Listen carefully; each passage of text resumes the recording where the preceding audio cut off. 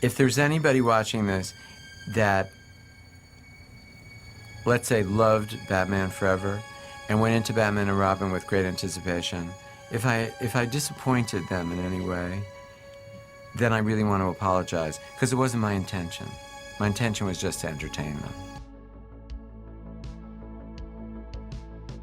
Batman Forever, Batman and Robin, and Batman Unchained. These three Batman films represent Joel Schumacher's trilogy of Batman films that were released after Tim Burton was kicked off the franchise. But to many observant viewers, one of these films is not like the other. Batman Unchained, the third film of Schumacher's Batman series, was never released as far as we are aware. This film was meant to represent a noticeable shift from the previous two films, taking on a much darker theme and story than what was present in the last two films. Unfortunately, the film was never produced and only exists in the form of an unfinished script that never released to the public.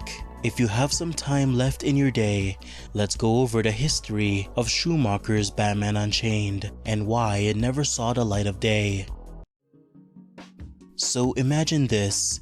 You are Warner Brothers, and you're fresh off the success of Batman Forever, which grossed an estimated $336 million worldwide, which at the time made it the second highest grossing Batman film ever made, including the plethora of merchandise sales and fast food collaborations. It was clear business was booming, and it seemed like this new approach to the Batman IP was the way to go. Seeing the success of Batman Forever, you would task Joel Schumacher to begin work on a sequel. Schumacher would initially be hesitant as he wanted to move away from the more campy films and create a more serious story akin to Frank Miller's Dark Knight Returns. This was not the first time Schumacher had suggested making a darker project, as before the development of Batman Forever, he had also suggested to adapt Frank Miller's Batman Year One.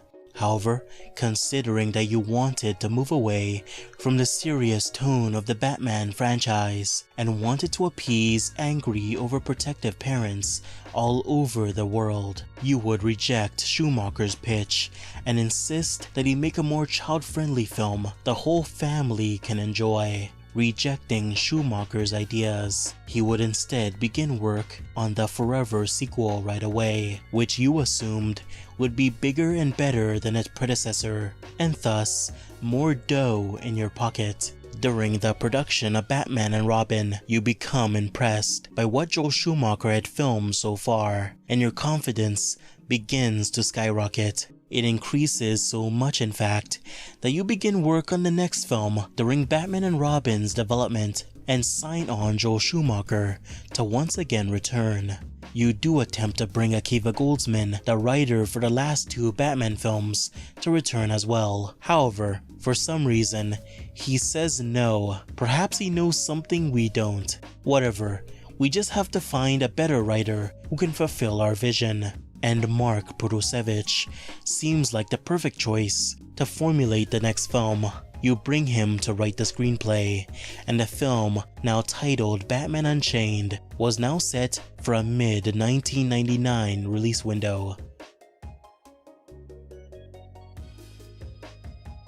So we're aware that Schumacher was not always set on making a purely campy series of films. He did understand the nuance and need to take the characters seriously, and I think most will agree that generally darker Batman stories tend to be the most popular. I'm sure there's plenty of fans of the more light-hearted and campy portrayals of the character, but overall, these darker depictions of Batman are the most popular among the general public. It's unfortunate that WB at the time did not see it that way, as in their perspective, it was much better to appeal to children when it came to superhero stories. Of course, Schumacher's hands were tied when it came to establishing a tone, but films like Batman Forever still tried to implement elements of a darker story. We dive deep into Bruce Wayne's psyche, his past trauma, and inability to move on from his past.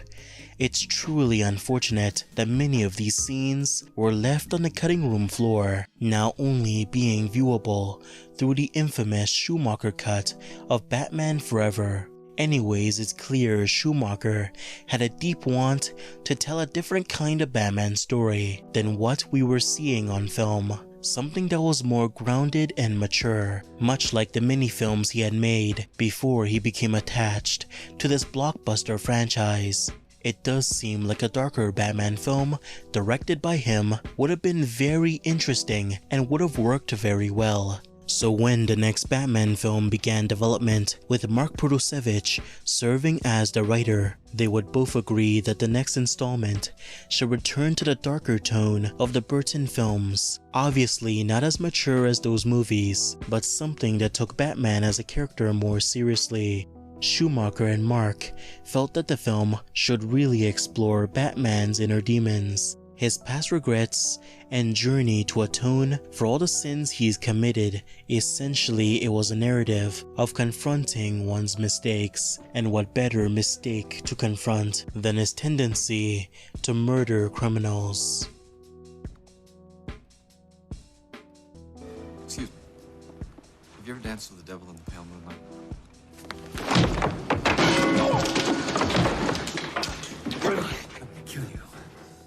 Batman killing in the Burton films was something that was never really addressed.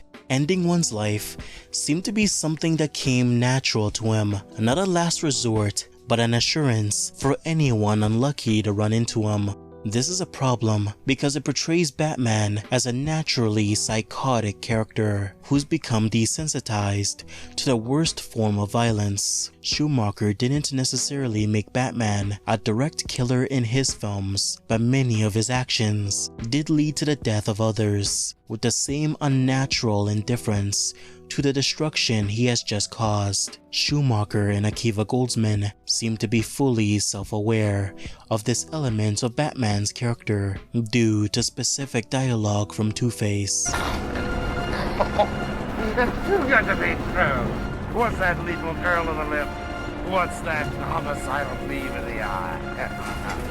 You're a killer too, and you know it! It was clear that Schumacher wanted to address this significant element of Batman's character, an element that was weirdly treated as comical, something that we weren't meant to pay attention to closely and think of it as a natural part of watching a blockbuster film. So the fact that Schumacher wanted to bring attention to it showed that he must have been desperate to tell a mature story that shows the consequences of Batman's actions.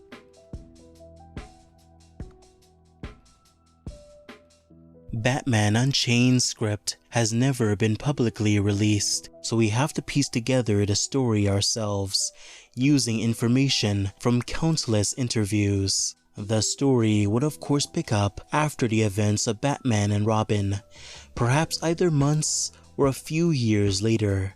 It seems like Dick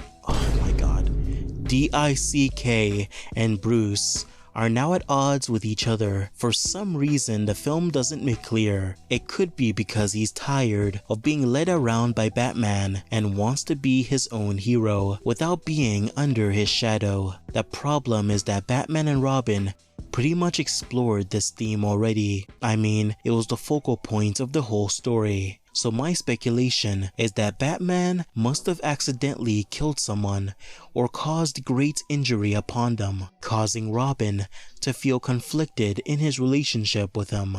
Whatever these moral qualms are, Robin would leave Batman's side for a significant portion of the film, once again making it a solo Batman story. This would allow the script to fully focus on Bruce Wayne and give him time to reflect. In his isolation, Bruce would begin to reflect on his past actions, his impact on Gotham City, but also his guilt over killing many of his villains. Bruce's guilt would cause him to be haunted by visions of the Joker and members of his rogues gallery, finally beginning to realize the consequences of being Batman and the pain and suffering his actions have brought to others. Deep within Gotham, inside a toy store, dwells Harley Quinzel, a relatively well-off toy maker who of course massively departs from her animated series iteration, potentially played by either Courtney Love or Madonna. Harley Quinn in this story was reimagined to be the daughter of the Joker. Anyways, it seems Harley Quinzel loved her father dearly, as upon discovering that Batman killed him all the way back in 1989, swears revenge to make Batman suffer for his actions, once again showing that Batman killing in the past films actually did affect people significantly, and Harley Quinzel serves as that reminder of his failures. Harley Quinn is not the only one who harbors a grudge. That honor goes to Dr. Jonathan Crane, the head doctor at Arkham Asylum. According to Joel Schumacher himself, he had intended Nicolas Cage to play Scarecrow in the film and had approached the actor to play the role. And based off the type of roles Cage liked to play at the time, you can tell Scarecrow was going to be zany and over the top. For whatever reason, Crane seems to harbor a particular grudge for Bruce Wayne. We are unfortunately not given the luxury of knowing why exactly he hates him, but it's probably for a petty reason. Through his own investigations, he'd eventually deduce that Batman and Bruce Wayne were one and the same, and would concoct a plan to break Bruce Wayne mentally using fear. Scarecrow does not want to kill Batman, but make him suffer for eternity. The crushing weight of his guilt would be his undoing, and his descent into madness would land him in Arkham Asylum, together with all the villains he's sworn never to be a part of. Teaming up with Harley Quinn, the two would devise a series of crimes. The two would lure Batman to Arkham Asylum. Once he was there, Batman would become trapped, now having to face Harley Quinn and Scarecrow alongside his own delusions, heightened by fear toxin. These delusions would come to overtake his mind, and Batman would be forced to confront his villains within a courtroom. Sentenced to death, Batman would now battle these mental constructs alongside Scarecrow and Harley Quinn. Robin, at some point, who made up with Bruce, would jump in, and the two would work together to take down Harley Quinn and Scarecrow. The end of the film sees Batman travel to Bali, where he enters a cave, is swarmed by a herd of bats. Initially stricken by fear, Batman would muster up his strength and face his trauma, eventually embracing it and conquering his fears for good. One detail you should keep in mind is that the story of Batman Unchained, including the villains, were not set in stone.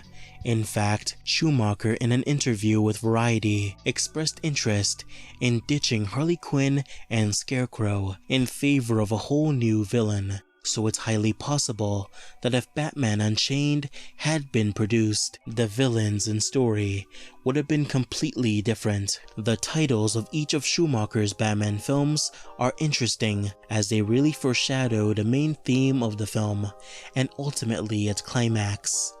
Our lives and property are in danger from this menagerie of costumed freaks. Batman, if you really want to help Gotham City, turn in your cape, hang up your mask, put the Batmobile on the blocks. In a word, retire. I'm Kenneth Frequency. Batman Forever represented Batman solidifying his vigilante and public identity, no longer feeling conflicted about his mission, but now had a complete belief that what he was doing was out of his own free will and not the result of crippling guilt. You see, I'm both Bruce Wayne and Batman. Not because I have to be. No. Because I choose to be. I want a car. Chicks dig the car. This is why Superman works alone. The sequel's title, Batman and Robin, thematically represents the shaky relationship between the two. Batman's inability to trust in Robin's skill and his eventual acceptance of him as an equal. It's Batman and Robin, not Robin and Batman, and I'm sick of it. Yes, it's my rules. My rules that keep us alive, and if you want to stay in this house and on this team, you will abide by them. This is no partnership. You're never gonna trust me. With all that presented, it's clear the title Batman Unchained is meant to thematically represent Batman freeing himself from the shackles of his past actions. Crippling guilt had left him bound for years, and in the film, he must learn to forgive himself and confront his fears and emerge as a new and better Batman.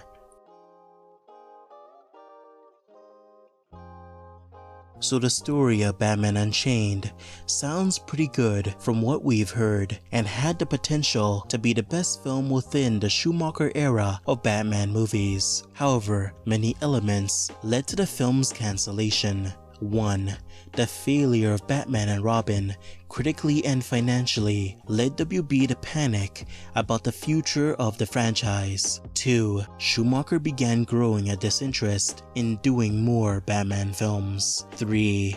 The cost of producing the film was absurd, with a large final act with Batman's villains, making it the most expensive superhero film ever made, at least at the time. A far cry from Schumacher's vision of a darker and more grounded film.